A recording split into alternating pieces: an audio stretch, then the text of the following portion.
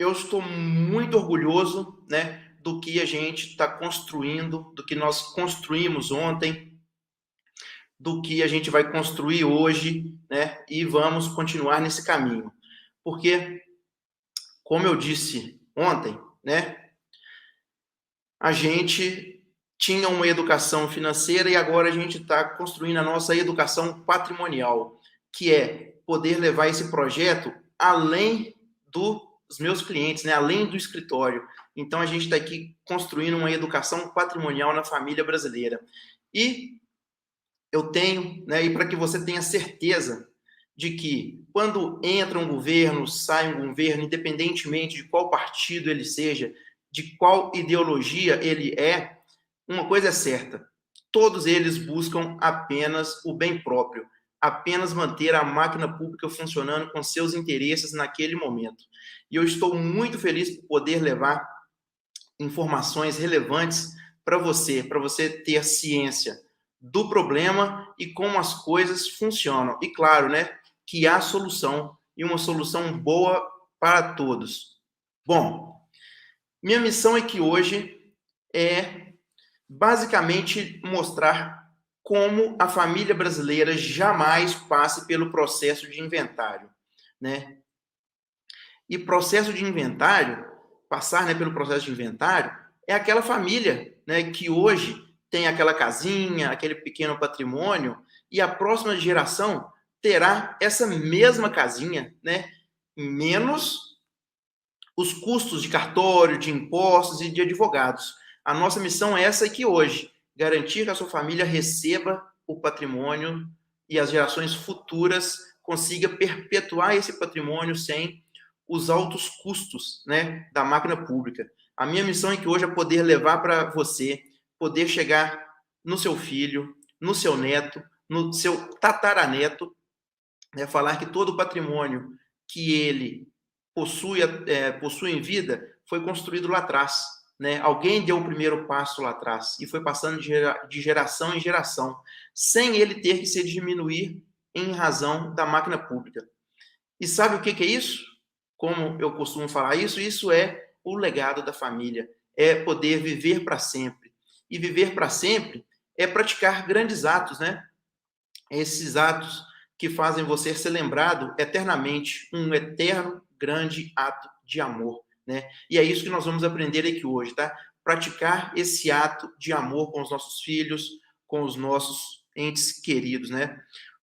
A minha função é te entregar, tá? Eu quero te entregar o máximo possível, tá? Sempre pensando em você ter o máximo de informação possível, tá?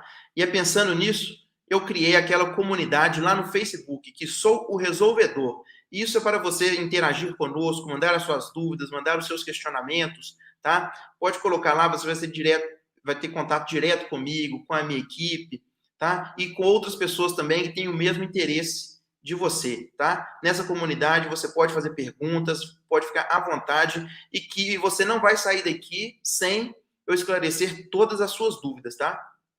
Para você que está chegando agora, né, que você ainda não me conhece, às vezes você não assistiu a programação de ontem, você nem, pode nem saber quem sou, né? Então, eu sou Stephanie Matos, advogado há mais de 13 anos, eu sou especialista em planejamento patrimonial da família. E eu resolvi fazer esse seminário, divulgar esse conteúdo para o máximo de pessoas possíveis para tentar ajudar, né, a família brasileira para que essa não passe por situações que outros clientes nossos, tantos outros do Brasil, já passou e vem passando diariamente, né? Então, esse é o meu intuito, é estar aqui, é mostrar para você, né, o que eu quero evitar que a sua família passe, né? Hoje eu vou chamar a minha amiga, a doutora Norma Bertani. Deixe-me chamá-la aqui. Oi, Norma, boa noite, tudo bem? Norma, hoje o pessoal teve muitas dúvidas ontem e hoje eles podem ter alguma dúvida no chat. Então, assim que tiver dúvidas, você me chama para a gente, na medida do possível, ir respondendo elas aqui para o pessoal, tá bom? Tá ótimo, doutor. Já temos aqui duas perguntas, assim que o doutor quiser já responder, eu já posso passar. Tá, então já faz uma já. Já faz uma que às vezes pode ser da aula de ontem, eu já resolvo, já resolve agora. Perfeito. Vamos lá, doutor. Essa Qual pergunta é? vem de Patrícia Carvalho Neves. No caso de um filho, por uma fatalidade, vier a falecer antes do patriarca, que é a pessoa que doou esses bens, o que vai acontecer com esses bens? Vai para inventário do filho? O pai recebe esse bem de volta? O que o senhor poderia falar para ela? É muito boa pergunta, né? A doação, infelizmente, ela é um problema para a família brasileira, né? Por quê? Imagina o pai que doou esses bens para esse filho e esse filho vem a falecer. Nós temos duas situações distintas. Primeiro, vai ter o custo da doação, né? Aqui, por exemplo, em Minas Gerais, é de 5 a 8% do valor de mercado dos bens. Com o filho recebendo esses bens, já teve esses encargos, né? Da doação, dos impostos, de cartório, de notas de cartório, de registro, de advogado. Então, esse custo aqui pode chegar em 15 a 18%. Tá. Se esse filho vier a falecer, olha que problema que a gente está, Norma.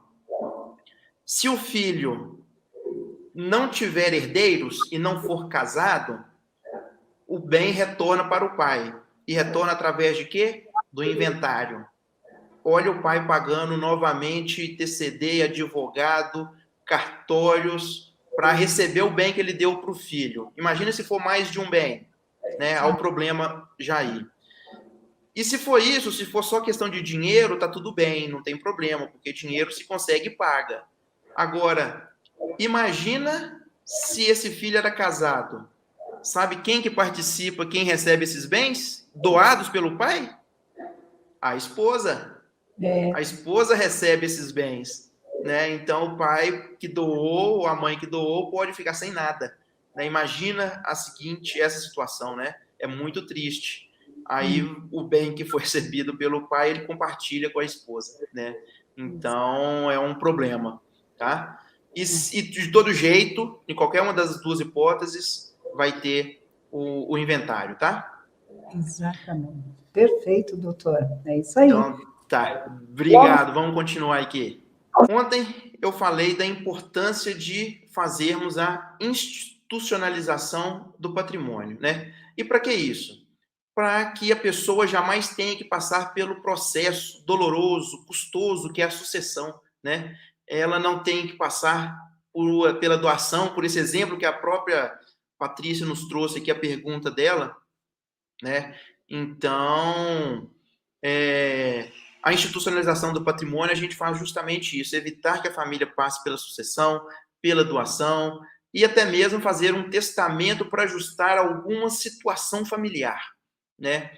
A gente tem que tirar o patrimônio da pessoa física e jogar para a família, né? E por isso eu vou recapitular, né, o que eu falei brevemente ontem, só para você, se chegou hoje, não ficar perdido. As pessoas que mais têm patrimônio, que mais têm a perder com o processo de transferência de seus bens para os herdeiros, para as pessoas que mais amam, jamais passaram por isso, né? Quem mais tem a perder nunca passará por isso, né? E por que ela não passará? Olha só. O Norberto Odebrecht, que era da construtora Odebrecht, jamais teve que arcar, a família dele jamais teve que arcar com mais de 1 bilhão para fazer o inventário dele, né, para transferir o patrimônio. O Antônio Hermílio de Moraes jamais fez o inventário, a família fez o inventário dele, né? Ele só tinha um patrimônio de 15 bilhões e o imposto era de 1,2 bilhão, né? Roberto Marinho, que é dono da Rede Globo, o patrimônio dele era 30 bilhões e hoje já está com os filhos, com os netos e com os bisnetos e nunca houve qualquer tipo de sucessão patrimonial através de inventário, doação ou testamento dele. E jamais recolheram 2,4 bilhões de reais para fazer esse inventário. Então, olha bem para você ver, quem mais tem a perder, nunca perde, né? Somente nós simples, meros mortais que têm custo adquirir um patrimônio que ainda o Estado vai e quer tirar mais patrimônio, o pouco que ainda a gente consegue adquirir, né? O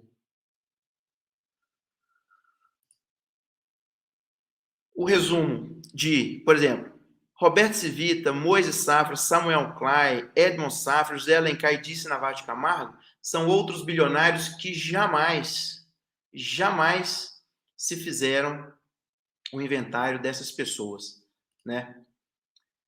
E você lembra lá, o Júlio faleceu, a Rosana faleceu, o Rafael teve que fazer o inventário da família e ele tinha um imóvel de 250 mil e passou a valor de mercado em 1.150.000, né? O custo que seria para ele calcular. Aí nas despesas do inventário, ele gastou 143, ele gastaria 143 mil reais e 500, ele perderia 13% do patrimônio se ele tivesse feito o inventário, se ele tivesse o dinheiro para fazer esse inventário, né, o que ele jamais conseguiu fazer, infelizmente, né, porque o pai dele não deixou essa reserva de capital para ele conseguir fazer esse inventário. Qual que foi a solução do Rafael lá? Vendeu o imóvel com 20% a menos, vendeu por 920 mil e ainda teve que pagar o ganho de capital de 15%, né?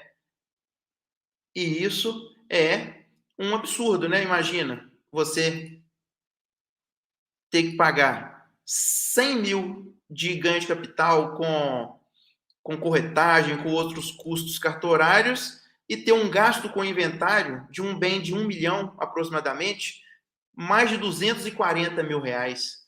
É um absurdo, né? Para não falar outra palavra, né? É um absurdo o que a máquina pública exige da gente, né? Então, ele vendeu por 920, perdeu 244 mil, recebeu 676 mil, né? Ou seja, ele perdeu 474 mil, tendo uma redução patrimonial de mais de 40% dos bens. E é por isso que eu sempre falo, o inventário é o vilão da família brasileira, é um inimigo, né, da família brasileira. Porque imagina você perder 42% do patrimônio, a sua família perder isso, né? Não tem lógica, né? Sentido, não faz sentido.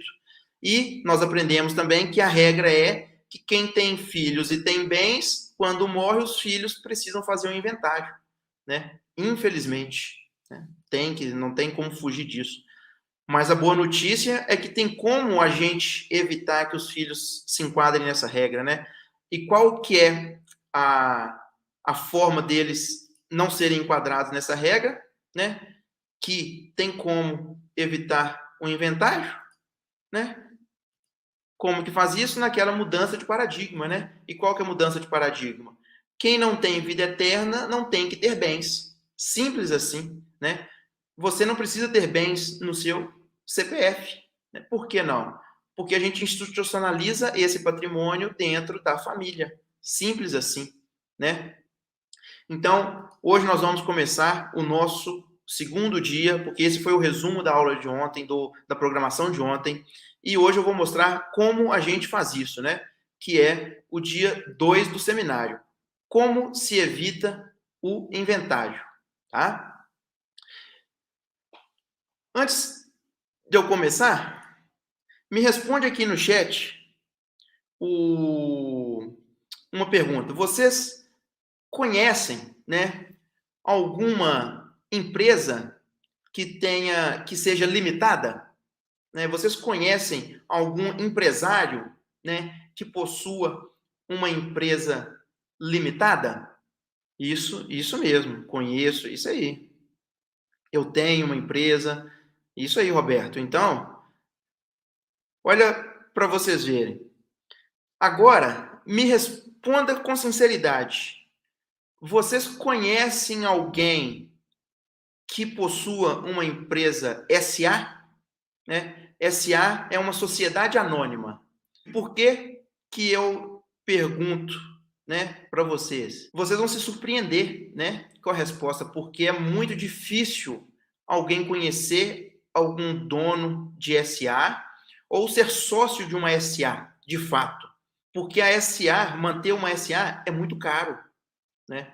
É uma fortuna. Se não sei se você sabe, a manutenção de uma SA é você tem que publicar atos em jornais, tem que ter balanços públicos, tem que ter uma série de atos que tornam a empresa acessível apenas a grandes fortunas, né? Então, a lei de SA, ela foi constituída em 1976 e ela foi construída especificamente para atender um pequeno grupo de empresários, né? Um bem pequenininho mesmo, né? Só para você ter uma noção do que eu estou falando aqui, atualmente no Brasil nós possuímos cerca de 20 milhões de empresas ativas, né? Empresas que fazem CNPJs ativos. Desses 20 milhões, 175 mil são SAs, né? Ou seja, 8% das empresas do Brasil são SAs. E, para ficar pior ainda, dessas 175 mil empresas SAs aproximadamente, você tem que tirar todas as filiais de bancos, de emissoras de TV, emissoras de rádio, de construtoras, de cartões de crédito. Então a gente está falando aqui de um pequeno grupo de pessoas normais, como a gente, que tem empresa SA, né? Para você ver o tamanho do problema que era você ter para quem essa lei foi construída, de fato, né? Para pouquíssimas pessoas. E olha lá, nós estamos falando de 20 milhões de empresas hoje em 2023. A lei é de 1976, né? Quantas empresas SA existiam naquela época? A gente não tem nem contar, né? Pouquíssimas, do dedo, só para você ter uma ideia, né? E o que essa lei previa, né? O que essa lei previa, basicamente? Que você pode, né, ter uma empresa que não faça nada. E pode isso? Pode ter uma empresa que não faça nada, né? Quer ver? Pode existir uma empresa que não faça nada, né? Normalmente não, né? A legislação nossa não permite uma empresa que não faça nada. Mas nessa lei da SA tem uma exceção, né? De que uma empresa especificamente ela não precisa fazer nada, né?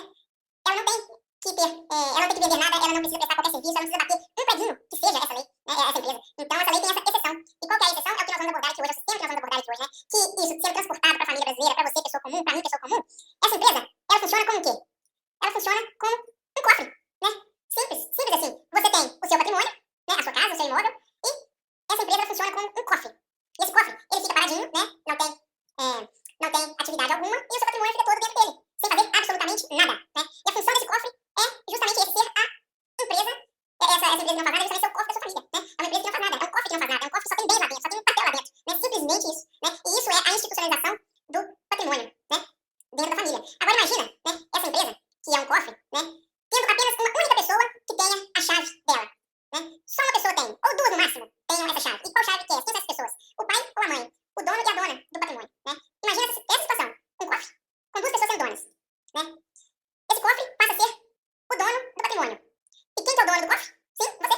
Simples assim, né? Simples assim. E você pode até perguntar, mas Stephanie, tá, eu tenho meu patrimônio, por que eu não posso passar isso direto para os meus filhos, né? Eu tenho que colocar isso dentro de um cofre. Justamente para evitar aquela pergunta da Patrícia lá atrás, porque você não sabe o dia de amanhã. A gente não sabe as regras da doação, o que pode acontecer com a doação. E se você doa para alguém, você pode estar perdendo esse bem, né? Você acha que está fazendo uma coisa boa, mas na verdade você está causando um problema pior ainda. Nos casos reais, se vocês forem depois lá na central do seminário, eu tenho um caso específico igualzinho, parecido com essa pergunta que a Patrícia trouxe pra gente aqui. Por que não fazer a doação em vida, tá? Por causa dos problemas que a gente tem, pra gente não ter que passar direto para os filhos das pessoas que a gente ama, né? Por quê? A gente quer evitar justamente isso, né? Que o cartório receba dinheiro nosso, o advogado receba dinheiro nosso, o governo receba, o despachante receba, né? Simplesmente isso, né? A institucionalização do patrimônio é uma eficiência tributária que a gente faz para proteger o pouquinho de bem que a gente tem, né? Aí você me pergunta, Steph, como que os pais fazem para ficar no controle de tudo, né? Então, eu vou explicar, né, tudo isso aqui daqui a pouquinho, sem... Só que você não quer que você se preocupe, tá? Com juridiquês, em termos técnicos, tá? Porque, embora possa ser uma coisa nova, uma coisa que você não está muito familiarizada, mas o conceito básico você tem que entender, tá? Disso que eu tô passando aqui. E qual que é esse conceito? Você tem um bem, você coloca esse bem dentro de um cofre, deixa eu tirar aqui bem. Você tem um bem, você coloca esse bem dentro do cofre, esse cofre é dono do bem e você é dono do cofre. Você e sua família toda é dona do cofre. O conceito básico é esse, tá? Você não precisa saber o juridiquês de como isso resolve-se internamente, mas o básico é esse, né? De como que funciona esse sistema. E eu vou colocar um vídeo, né? Aqui pra você, agora aqui na sequência, já vou até pedir a edição, tá? Pra programar o vídeo pra mim, por favor. Eu vou te mostrar aqui o quê? O Ike Batista, né? Você vai entender exatamente o que eu tô te falando, tá? É como os bilionários fazem esse sistema pra você entender, né? Só pra você ter uma noção, ele foi, por algum tempo, a 7ª pessoa mais rica do mundo, né? O Ike Batista. Ele tinha um patrimônio de mais de 34 bilhões de dólares, né? E ele simplesmente passou a ter um patrimônio negativo de 1 bilhão, né? E patrimônio negativo é o quê? Como que isso funciona, se é patrimônio negativo? Dívida, né? O que é dívida? É dever mesmo, né? O patrimônio negativo é você estar devendo. Só que esses devedores, né? Eles têm uma vantagem, né? Quem tem esse sistema, ou seja, eles não ficam devedores, né? Porque eles não têm o porquê ficar, né? E os credores, eles não encontraram nada do Ike Batista, não encontraram nada do Norberto Odebrecht, do Marcelo Odebrecht. E sabe por que eles não encontraram, né? Porque antes disso acontecer, antes da Lava Jato tentar pegar o patrimônio dele, ele fez isso que eu te mostrei aqui agora. Essa mágica, né? Essa formatação que eu coloquei aqui agora pra você, para o seu filho, Tom Batista. Ele fez isso, né? E tanto assim, quando ele foi entrevistado, ele falou que doou explicitamente o dinheiro pro filho, e depois o filho devolveu pra ele, né? Porém, todo mundo sabe, né? Ou se você não sabe, você quer saber.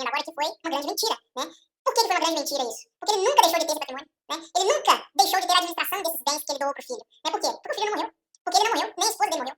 Então, ele ficou na administração desses bens. E exatamente isso que acontece com os bilionários. Ele apenas trocou o patrimônio, esses 34 bilhões que ele tinha de patrimônio, da pessoa física do Ike Batista, e institucionalizou na família dele, né? Só isso. E na prática, o que mudou? Nada. Nada. Mas eu quero que você perceba a essência disso, tá? Do que eu tô te mostrando aqui. Uma pessoa possui patrimônio em nome próprio, institucionaliza na família, esse dono do bem continua na administração desses bens, e o sistema de gatilho só é acionado quando o pai ou a mãe, ou seja, o dono dos bens, não estiver mais aqui e o fato gerador acontece, né? Aí, deu pra entender? Você compreendeu bem a sistemática de como que funciona, né? Já tá pronto? Tá bom. Aumenta o som aí pra você ver o que eu estou te falando, tá? Aumenta o som pra você ver. É verdade que sendo um bom pai, você tem uma fortuna de 120 milhões de dólares, doutor, e depois precisou pedir uma parte de volta? É verdade isso? Não, nós temos... qualquer um da nossa família faz planejamento familiar, né? Então tem recursos que foram distribuídos entre os filhos de uma certa maneira, pensando no futuro. Isso, sempre, né? E depois você precisou pedir parte do dinheiro de volta, é verdade? Não, ele tem os recursos dele que ele me presta, ele paga algumas contas minhas, sim. Como é que foi pedir dinheiro emprestado do seu filho? Problema nenhum, ele recebeu de mim. E ele deu uma boa? Na boa. Como é que foi esse diálogo? Olha, ajuda seu pai porque eu tô com problemas. Me colocaram numa situação aqui surreal, tá certo? Viu? Sim, é isso que acontece. Simples assim, né? E ele foi preso na Lava Jato e havia montado simplesmente esse sistema antes da Lava Jato, né? Pouquíssimo tempo antes, tá? Só pra você ter uma noção. Pouquíssimo tempo antes da Lava Jato, depois de 2019, tá? E mesmo assim não houve qualquer perdimento desses bens, né? E por que não houve perdimento desses bens? Porque a Lava Jato não conseguiu desmontar o sistema dele, né? A Lava Jato não conseguiu desmontar. E sabe por que a Lava Jato não conseguiu desmontar? Porque quando o Ministério Público chegou e viu, falou, tá tudo bem, tá tudo certo, né? Quando a Receita Federal viu aquilo tudo, a falou, tá legal, tá dentro da lei, né? A legislação foi cumprida. E é isso que os bilionários fazem, né? Eles não perdem o seu patrimônio. Não perdem, jamais perderam o seu patrimônio. Só você que perde, né? Não, peraí, você não, né? Melhor. Você não mais vai perder, porque o que eu tô te mostrando aqui é justamente pra não correr risco com a sua família, né? Porque você está participando desse seminário aqui, né? Então, vamos lá pra eu te mostrar como que funciona, né? Esse sistema na prática, né? Igual eu já tinha te prometido. Vamos lá. Você é dono do bem, você coloca o bem dentro do cofre, o cofre passa a ser o novo dono do bem e você é o dono do cofre. Tempos depois, você vai e transfere isso para a sua família, esse cofre, transfere para a sua família os bens, só que com uma barreira. E qual barreira que é essa? Família, você só vai ter acesso a esses bens depois que eu e sua mãe vier a falecer, tá bom? É assim que vai funcionar. Você só tem acesso aos bens depois que eu vier a falecer e sua mãe. E nisso é o sistema de gatilho, né, que a gente chama. Porque o que é esse gatilho? Quando acontece essa condição, a sua família tem acesso aos bens. E você pode colocar o gatilho no primeiro genitor, ou no segundo genitor, ou nos dois genitores, vai ficar a critério da família. Você que vai escolher a melhor forma da sua família ter acesso a esses bens depois que você não tiver mais aqui. Mas, Stephanie, tá, eu transfiro para eles, eu tenho gatilho, mas como que funciona isso, né? Se você está achando é simples mesmo, tá? Você é a única pessoa que tem a digital do cofre. Você é a única pessoa que consegue acessá-lo. É simples assim, né? A sua família só vai ter acesso a ele depois que vocês não mais estiverem aqui. É isso. É simples assim. E eu vou te falar, né? Eu costumo colocar 10, tá? 10 situações, né? Não cláusulas, porque pode ser mais de uma, a mesma cláusula pode ter mais de uma situação. Mas são 10 situações pelas quais eu irei te mostrar aqui de como que o sistema funciona na prática, né? Para depois a gente arrematar com chave de ouro lá no final, tá? Aqui, ó. Os pais ficam, né, no controle de tudo. E quando eu falo pais aqui, é o pai, a mãe ou o dono do bem, né, o dono do patrimônio, que pode não ser o pai, né? Pode ser um tio, pode ser um amigo, pode ser um familiar querido, né? Basicamente é isso, né? E como, Stephanie, como que eles fazem isso? Em 10 passos simples, tá? Quais são esses passos? Os filhos não podem vender os bens, né? Mesmo que os filhos queiram, não há como vender, né? Por quê? Os pais é que têm o segredo do cofre, né? O sistema não deixa os filhos venderem antes de ter a decisão dos pais, antes dos gatilhos serem acionados, né? De acordo com o interesse da família. Segundo, o segredo do cofre não se comunica com o regime de bem dos filhos. E o que é isso? Independentemente do filho ser casado em regime de comunhão universal, parcial, união estável, não ser casado, ser companheiro, qualquer regime, tá? não há a comunicação desses bens. Ele pode ser doado e os filhos não passar por aquele problema que eu narrei para a Patrícia lá atrás, né? A nora, né? A nora e o genro não têm acesso aos bens da família nunca mais, tá? Então, você não precisa preocupar de querer transmitir isso para os filhos, para uma nora ou um genro herdar, que com esse sistema é impossível, ele não acontece, né? E isso é um dos maiores benefícios. É claro que o nora e o genro são ungidos por Deus, né? Que sempre estão nos interesses dos nossos filhos, né? Mas, né? A gente tem que eternizar o patrimônio na nossa família, né? Porque você nunca vai saber, né? Até porque se seu filho vai divorciar, se infelizmente seu filho vai partir antes da gente, né? Não tem como a gente prever uma situação dessa. O terceiro, os filhos não perdem esses bens na justiça, né? Pode ter alguma execução, algum revés na empresa do filho, alguma forma dessa, e o filho não perde, né, esses bens na justiça. E quando eu falo justiça, é justiça trabalhista, é justiça civil, é justiça penal, é toda justiça. Por quê? Viu lá o Ike Batista? Por que ele não perdeu? Por conta disso. E por que não foi no filho? Por conta disso também, né? Que a gente vai, então, para o quarto requisito, né? Que os pais não perdem na justiça. O dono do cofre não consegue perder esses bens na justiça, né? Mas, igual eu falei ontem, eu não consigo colocar isso à disposição, esse sistema de pessoas que têm algum patrimônio ilícito, né? Porque é uma ferramenta poderosíssima nas mãos da gente, né? Que a gente tem para disponibilizar para você. E para proteger bens ilícitos, não dá, não, a gente não faz isso, tá? Então, por isso que tudo tem que ser lícito e dentro da legalidade, tá? Aí você pode até me perguntar, mas como que não perde na justiça esses bens? Simples, porque a pessoa física não se comunica com a pessoa jurídica, com o sistema, né? São instituições distintas, são situações totalmente opostas, né? Então não tem o que interferir entre uma coisa e a outra, né? O quinto, terceiros não têm poder e não herdam, né? Se o beneficiário do sistema falecer antes, né, do verdadeiro dono, que são os pais, né? Os herdeiros, eles não herdam nada. Infelizmente, esse patrimônio ele volta para a titularidade dos pais, que é dono, como se nada tivesse ocorrido. Então, por isso que o patrimônio sempre fica eternizando na família. Enquanto não tiver a linha sucessória correta, os bens não são transmitidos, né? O sexto, os pais controlam todos os bens, e quando eu digo controle, é tudo mesmo, tá? Como se o bem fosse dos pais normais ainda, né? Só tirou do nome da pessoa física e colocou dentro do cofre. Por quê? Porque os donos dos bens podem vender, alugar, doar, emprestar, ceder, transmitir, dar empréstimo de banco, dar empréstimo de fazenda, de financiamento, de tudo, tá? Sem necessidade de assinatura de qualquer um dos filhos. Então, a administração dos bens permanece da mesma forma, né?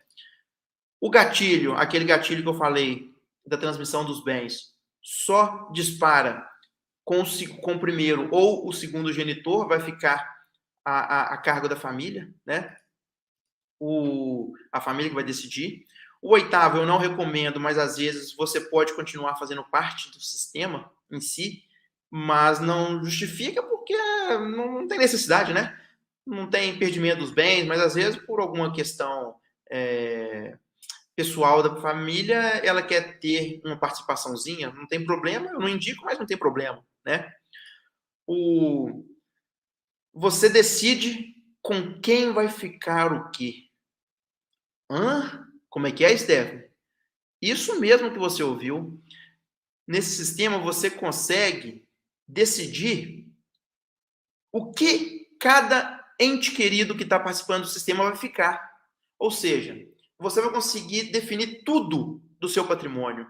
O que você não consegue na doação no inventário. E claro, no testamento, porque o testamento é só uma antecedente do inventário, né? E como que funciona isso? Deixa eu exemplificar para você na prática. Imagina você que tem um imóvel, não, você tem 3 imóveis e 3 filhos, né? Cada filho seu já mora em um desses imóveis, né? Filho 1 com imóvel A, filho 2 com imóvel B, filho 3 com imóvel C. Nesse sistema, você consegue definir que cada imóvel desses que já está com seu filho permaneça lá, porque o filho já reformou, o filho quis aquele, é mais perto do serviço, é na cidade que ele prefere, e está tudo bem. Né? A família decide o que quer para ela. Né? O Estado não tem que interferir na sua vontade. Né? O Estado ele não tem que interferir no seu patrimônio. Então, quando você faz isso, você pega e define qual que é a diferença com a doação e com... Vamos colocar com a diferença com o inventário, nesse caso. Se você vier a falecer, os seus 3 filhos receberão igualmente cada imóvel desse. Eles não vão conseguir ser individualizados. Imagina um imóvel que vale 500 mil e o outro 1 milhão e o outro 200 mil. Né? Para a família, está tudo bem se for dividido assim. Agora, para a legislação, não. Para a legislação, teria que pegar esses 1 milhão e 700, dividir para 3 e todos os filhos são donos de todos os imóveis. Né? Ou se um filho ficar com um imóvel diferente, o que tem mais vai ter que pagar a diferença para o outro filho. Então, só aí a carga tributária, eu nem consigo nem te falar as contas disso. Né? E você não consegue esse tipo de solução fora desse sistema que eu estou te mostrando aqui. Não tem solução jurídica para isso, tá? Fora disso. É simplesmente aqui, tá? E é por isso que esse sistema é fantástico. Simplesmente assim, fantástico, tá? O 10º passo, né? Você pode estipular quem comanda que negócio da família. Aí você me pergunta, como que funciona isso? O que é isso? Imagina a seguinte situação. A sua família tem imóveis de locação e uma empresa, né? Que gera a renda da família. E você tem um filho que é empresário, que ficou a vida inteira te acompanhando, é muito inteligente, faz administração. E o outro filho seu, infelizmente, ele é especial. Ele tem alguma condição que não permita exercer a vida normal civil dele. Se fosse no inventário normal, né, teria que dividir 50% para cada filho. Mas nesse sistema, você consegue falar que o filho que tem a maior capacidade de administrar os bens, ele vai ficar na empresa, administrando ela, e os bens imóveis, o fruto deles vai ser destinado para o meu filho especial. Então, você consegue dar esse tipo de solução, né, nesse sistema. Você não consegue fazer isso no inventário, que seria... Imagina, um filho especial receber 50% de uma empresa. Como que ele vai administrar uma situação dessa? É impossível. Então, a legislação ela não corrobora, né, com os nossos interesses. Né? E isso, infelizmente, é informação que não é passada para a gente. Né? Infelizmente. E com isso termina, né, esses 10 passos, né? Só que antes, né, dos 10, eu quero te mostrar um bônuszinho ainda, né? Eu falei 10, mas tem 11, tá? E qual que é o 11? Se você quiser, você pode voltar atrás de tudo, tá? Você pode desistir, desfazer de tudo. E por que você pode fazer isso? Porque você tem o poder para administrar tudo. E quantas vezes eu já vi isso no escritório? Nenhuma. Por quê? Porque se a família faz um sistema desse, é para ela não ter problema, não ter dor de cabeça. Por que ela vai desfazer uma coisa dessa? A única hipótese que eu vi uma vez a família, não se desfazendo, né, mas reformulando o sistema, é quando houve o nascimento de um segundo filho, que ele teve que ser incluído no sistema. Aí com isso, teve que se desfazer, mas depois refez o sistema, incluindo esse novo filho. Tá? É a única hipótese que eu conheço de alguém que já tenha desfeito disso, né? E por fim, né? Eu falei que era 11 que tinha um bônus, mas para mim é a cereja do bolo, né? E qual que é a cereja do bolo? Um sistema com uma enorme e absurda economia tributária, tá? Tem uma gigante economia tributária esse sistema, né? E Eu te digo mais, tá? Mesmo que na sua conta pessoal, você fazendo a continha pessoal sua, naquela planilha que eu te mandei lá atrás, naquele pré-seminário nosso, lembra? Você preencheu, que você recebeu a planilha e colocou o custo do inventário. Se ela ficar igual ao sistema, ao que eu vou te mostrar aqui, não valeria a pena de todo jeito se fazer um inventário, por conta desses, nem a doação, né? Por conta desses 10, 11 benefícios, 12 benefícios que eu te falei aqui. Né? Se ela ficar no mesmo preço, os 11 benefícios acima já compraria e muito o inventário, né? Aí você pode até me perguntar, né? Nós, Stefano, mas que sistema que é esse, né? Que sistema que você está falando comigo disso aqui? Mas antes disso, tá? Antes de eu fazer isso aqui, eu vou chamar de novo a nossa colega doutora Norma, para ela ver se tem alguma pergunta no chat para a gente estar aqui. Vamos lá. Olá, Stephanie. Vamos lá. Maria Cristina Leite, ela faz uma pergunta. Eu e os sogros do meu filho queremos construir um imóvel, é uma fazendinha, né? Eles querem comprar uma fazendinha, tá? De quê? De poder passar, desfrutar da presença dos netos em comum. E aí ela diz o seguinte, nessa fazendinha eles vão construir, tá? E aí ela fala, podemos colocar esse imóvel nesse sistema de planejamento patrimonial? Claro que pode. O ideal, até, Maria Cristina, seria já comprar esse imóvel dentro do sistema, pelo sistema, tá? Porque aí você já evita 2 problemas. Você já compra por ele e você já evita os problemas de ter que comprar na pessoa física e compra direto pelo sistema, tá? E se, já vou até, acho que já teve uma pergunta, alguma pergunta nesse sentido aqui também. Se você quiser ir comprando outros bens depois de constituído o sistema, é plenamente possível, tá? Você pode ir acrescentando mais bens lá dentro, não é restrito aos bens que você já tem atualmente, não. Tá? E como eu disse, você pode tanto colocar como vender também. Então, você tem a administração desse sistema, consegue gerir tudo isso para a família, tá? Obrigado. Mais alguma, Norma? Tem alguma? Tem sim. Tem um Rony Ferreira.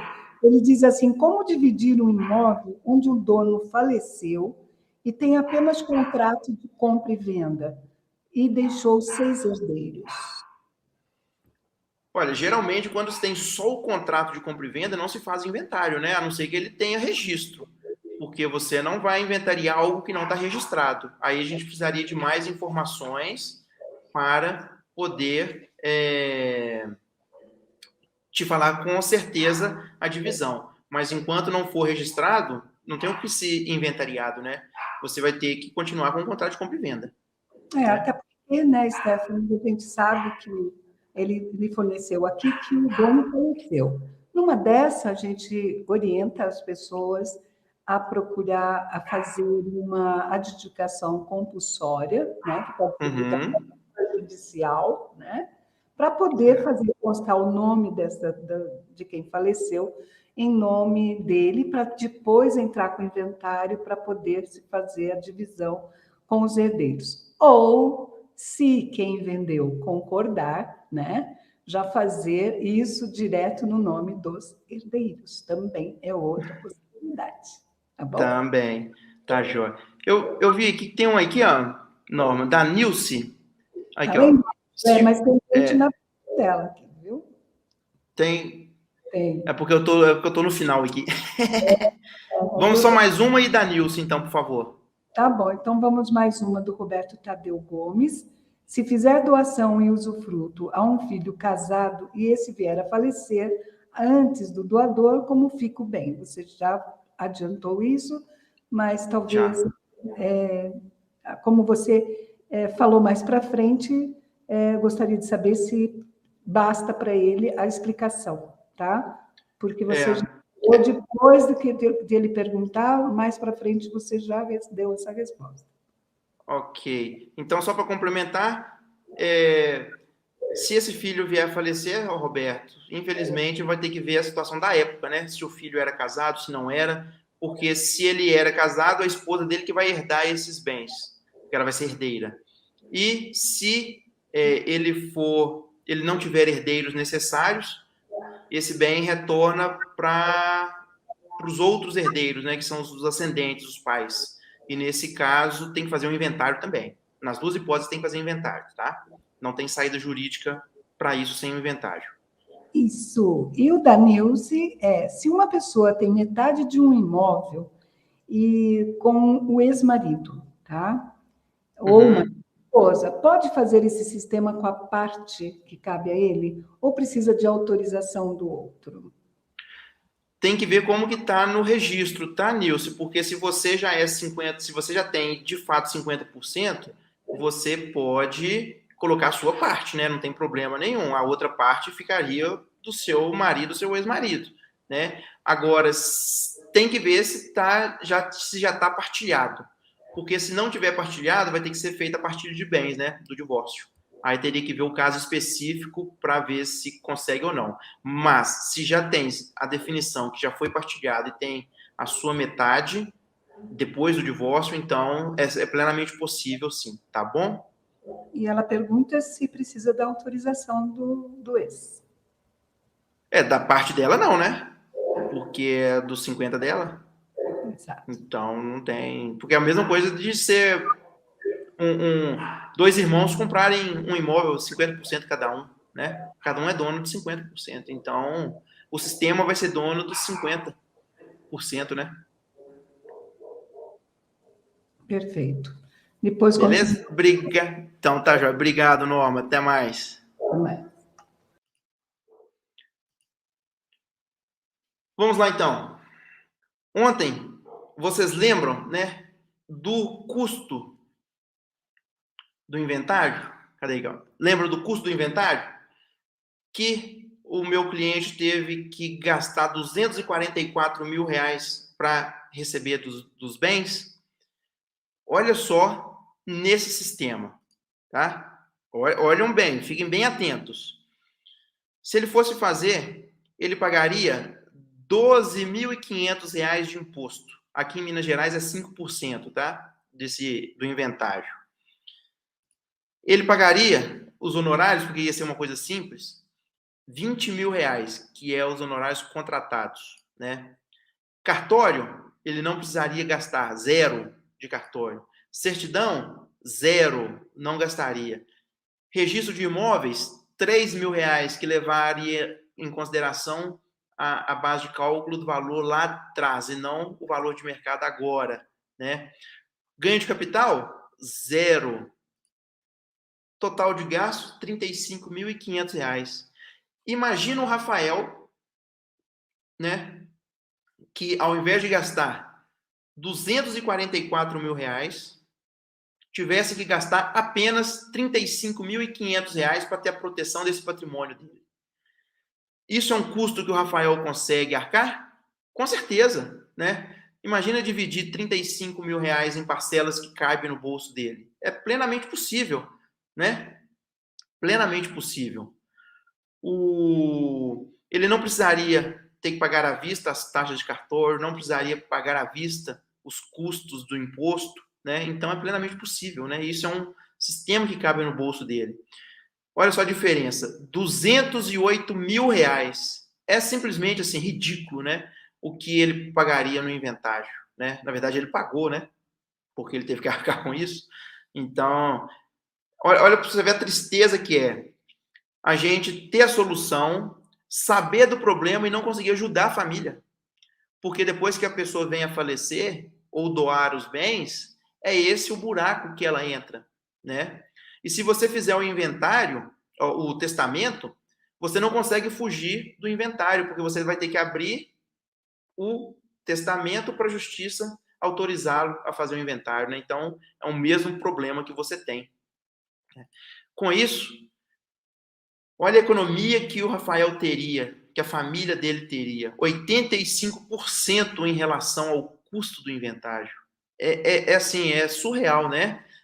E você acha que ficou bom ele teria essa economia, né, de 85% do custo, seria ótimo, né, excelente. Mas você lembra lá atrás, né, que ele perdeu, não foi 244 mil, foi 476 mil reais da diferença da venda do imóvel, né? Então, a diferença, de fato, para ele seria de 438 mil reais, né? E o que isso corresponde? A mais de 90% do valor do patrimônio, do valor do custo que seria para ele, né? Ou seja, ele economizaria 93%, não teria que pagar as taxas de cartório, os custos, né? E ainda não teria que perder o patrimônio, perder o bem de família que ele morou a vida inteira, né? E a principal de tudo, a principal diferença, né, é a perda patrimonial zero, né? Não perderia o bem, por quê? Porque o sistema cabe no bolso dele, caberia no bolso dele perfeitamente, né? Aqueles R$35.500 caberia no bolso de praticamente qualquer pessoa, né? Aí você me pergunta, mas Stephanie, que sistema que é esse, né? Que você está falando aí, toda hora você fala que é o sistema e tudo, né? Isso é alguma coisa, isso é mágica, né? É lógico que não, né? Você viu, é na lei, tá na lei. Claro que não é mágica, né? É um esquema de advogado, porque vocês advogados adoram arrumar um jeitinho para tudo? Claro que não, né? Lógico que não é esquema, né? É uma tese jurídica? Lógico, né, que não é tese, porque você acha que eu ia vir aqui te mostrar um conteúdo desse aqui que vai salvar a família brasileira numa coisa que é mágica, que é tese, que é um esquema, né? Não tem sentido, né? O que é isso? Mas aí vocês me perguntam, né, que sistema é esse? Eu já vi, né, que vocês já compartilharam aqui no chat já, né? Que muitos aqui já falaram que isso seria a holding familiar, né? E vocês estão certos, né? A holding familiar mesmo. Só que mais do que saber que é holding familiar, né? Porque vocês já sabiam, é mais do que saber isso, é saber como e que medidas adotar, né? Que medidas adotar no sistema, né? Como fazer isso? Explicar com a maior clareza possível o porquê. Já expliquei hoje, mas eu vou só complementar. A doação e o testamento não funcionam, né? Igual um bordão que a gente sempre usa. Testamento só funciona em novela. E doação é um vilão, igualzinho o inventário, porque não funciona de jeito nenhum. Essas 2 ou 3 formas de planejamento, ou melhor, desplanejamento, né? Eu me despeço de vocês. Muito obrigado, um forte abraço, muito obrigado pela sua atenção, pela sua dedicação. Fique com Deus. Até amanhã, um beijo. Parabéns por fazer parte desse movimento em prol de todas as famílias brasileiras. Se acontecesse hoje essa situação, eu não conseguiria arcar com o inventário. E com este planejamento a gente consegue se programar, planejar, dividir e fazer ao longo do tempo, e não de uma vez como seria no inventário. Não. Foi a primeira vez que eu ouvi falar sobre, né? Até então eu não conheci nenhum escritório e ninguém me propôs essa ideia, essa opção, né? Então, foi o único escritório que eu tive para poder fazer isso. Esse é o verdadeiro planejamento patrimonial da família, que pensa no futuro de quem você mais ama. E assim vamos construindo um futuro melhor para as novas gerações.